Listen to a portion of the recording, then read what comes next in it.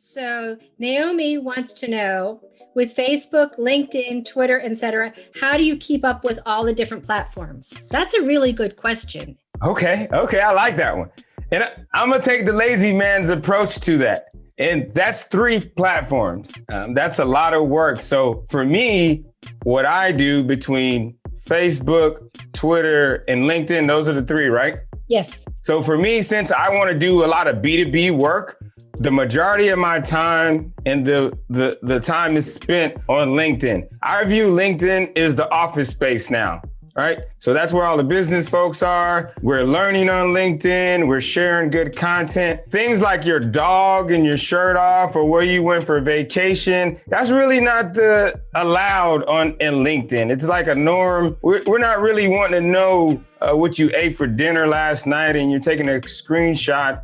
So I view Facebook as when we get off of work now, so Facebook is where we go and chill and hang out and have fun and decompress from the days at work. So since I'm focused on B2B, and it's very easy on LinkedIn. So if you're a small business and you want to do business with other businesses, or you want to find professional individuals to provide a service or a product or have them come to an event online, I would suggest going to LinkedIn.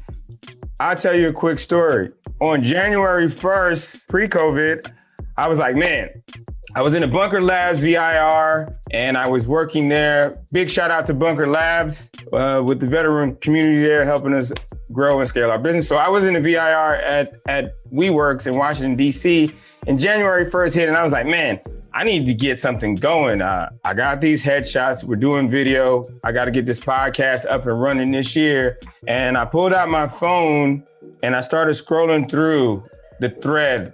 And I was like, one of my objectives while I was at Bunker Labs for the VIR was to shoot a major conference, a big conference, not a small event, but a conference with hundreds of people. And I was like, well, if I get this gig, I have to hire a couple other photographers because I won't do it by myself. So I'm scrolling through my phone on LinkedIn and I see this post by a lady named Jenny Clark.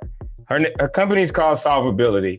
And I was like, oh, there's a conference. It's in Tampa. And based on the relationship I built with another veteran entrepreneur who's also in media, I saw his name. And then I also saw another gentleman that I met on LinkedIn, Eric Doc Wright. He's a big project manager of Vets to PM is his business.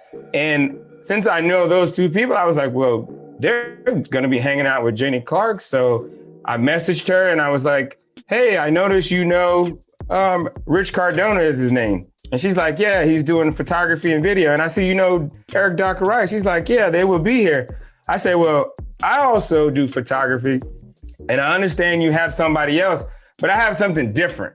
And she was like, oh, really? Well, tell me about it. And I was like, well, I do this, this, and this. And she was like, okay. I said, would you mind me having a moment of your time and talking to you and tell you a little bit more? So Jenny Clark calls me at 5:30 that evening and we had about an hour conversation and I closed her to be her personal videographer at our conference in Tampa, Florida in March of earlier this year, 2020. So if you want to do business with other businesses, if it was me, I would spend my energy on one channel, that would be LinkedIn. Go narrow and deep on LinkedIn, and that's where I would go.